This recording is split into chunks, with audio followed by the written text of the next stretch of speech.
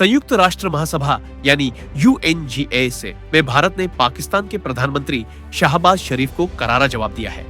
UNGA में भारतीय राजनयिक पेटल गहलोत ने जिस दृढ़ता और बेबाकी से पाकिस्तान के झूठ को बेनकाब किया, उसने सबका ध्यान खींचा।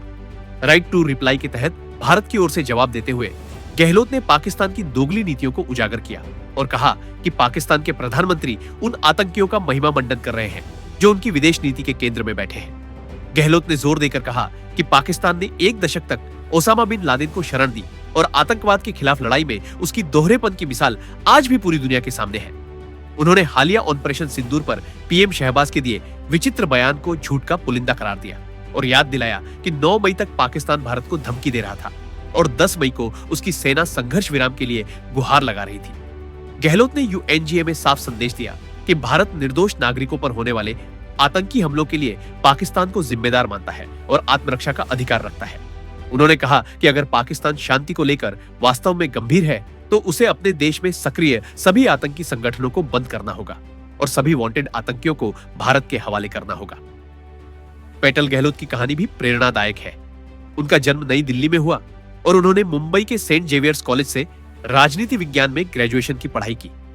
इसके बाद वो दिल्ली विश्वविद्यालय के lady Shriram college for women से राजनीति विज्ञान में एमए करके 2015 में भारतीय विदेश सेवा यानी आईएफएस में शामिल हुई।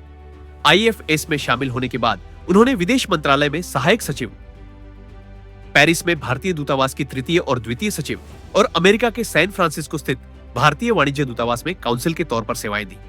Now give the floor to the representative of India. Mr. President, this assembly witnessed absurd theatrics in the morning from the Prime Minister of Pakistan, who once again glorified terrorism that is so central to their foreign policy. However, no degree of drama and no level of lies can conceal the facts.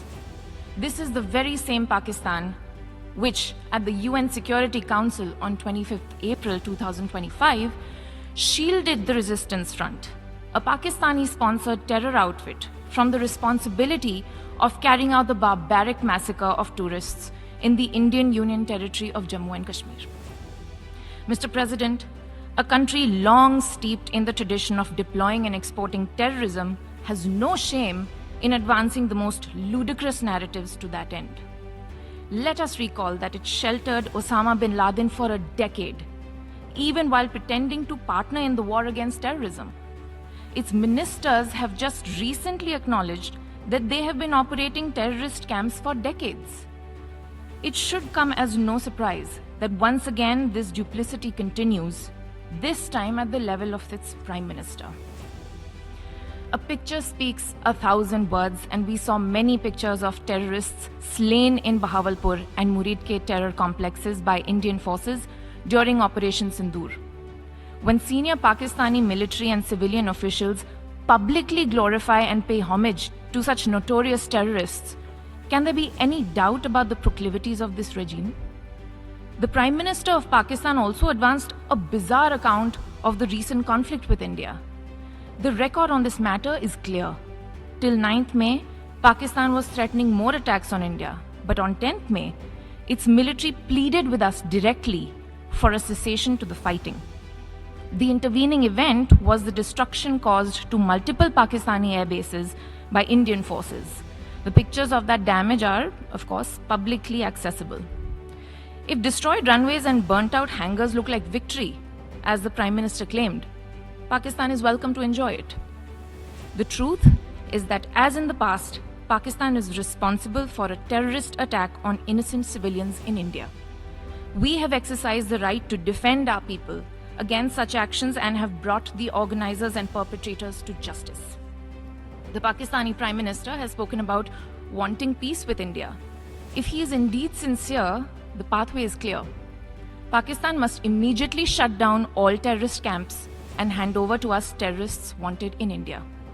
It is also ironic that a country which wallows in hate, bigotry, and intolerance should preach to this assembly on matters of faith. The political and public discourse of Pakistan reflects its true nature. Clearly, a look by them at the mirror is long overdue. Mr. President, India and Pakistan have long agreed that any outstanding issue between them will be addressed bilaterally. There is no room for any third party in that regard. This is our long-standing national position. Where terrorism is concerned, we are making it clear that there will be no distinction between the terrorists and their sponsors. Both will be held accountable. Nor will we allow terrorism to be practiced under the cover of a nuclear blackmail. India will never bow to such threats. India's message to the world is clear. There must be zero tolerance for terrorism. I thank you, Mr. President.